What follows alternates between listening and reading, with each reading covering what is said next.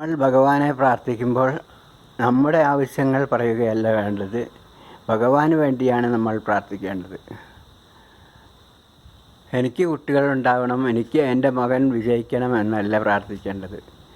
ഭഗവാൻ സഹിച്ച ത്യാഗങ്ങളും ഒക്കെ ഒക്കെയാണ് മനസ്സിലുണ്ടാവേണ്ടത്. ശ്രീകൃഷ്ണനാണെങ്കിൽ ജനിച്ചത് കാരാഗൃഹത്തിലാണ്. അമ്മയെ പിരിഞ്ഞ് കുറേ കാലം ജീവിക്കേണ്ടി വന്നു. അതുപോലുള്ള കാര്യങ്ങളാണ് നമ്മൾ മനസ്സിൽ വെക്കേണ്ടത്. അല്ലാതെ ശ്രീകൃഷ്ണനെ പ്രാർത്ഥിക്കുമ്പോൾ എനിക്ക് കുട്ടികളുണ്ടാവണം, എനിക്ക് കുറേ പണമുണ്ടാവണം എന്നല്ല പ്രാർത്ഥിക്കേണ്ടത്. നമ്മൾ ഭഗവാന്റെ ദാസന്മാരാവുകയാണ് വേണ്ടത്.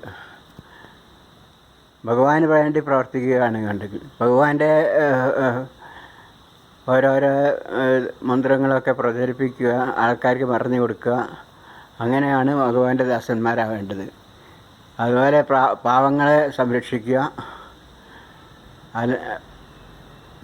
ഒരു നേരത്തെ ഭക്ഷണം ഇല്ലാത്തവരെ സഹായിക്കുക, വീടില്ലാത്തവരെ സഹായിക്കുക, അങ്ങനത്തെ നല്ല കാര്യങ്ങളാണ് ചെയ്യേണ്ടത്. നമ്മൾ ജനിക്കുന്നത് നമ്മളുടെ പൂർവ്വകാല പാപങ്ങളുടെ ഫലമാണ്. പണ്ട് കാലത്ത് ചെയ്ത പാവങ്ങളുടെ ഫലമാണ്. കഴിഞ്ഞ ജന്മങ്ങളിൽ ചെയ്ത പാവങ്ങളുടെ ഫലമാണ് നമ്മൾ പിന്നെയും ജനിക്കുന്നത്. അതുകൊണ്ട് പാവമില്ലാതെ ജീവിക്കാൻ അക്ഷീണം പരിശ്രമിക്കുക.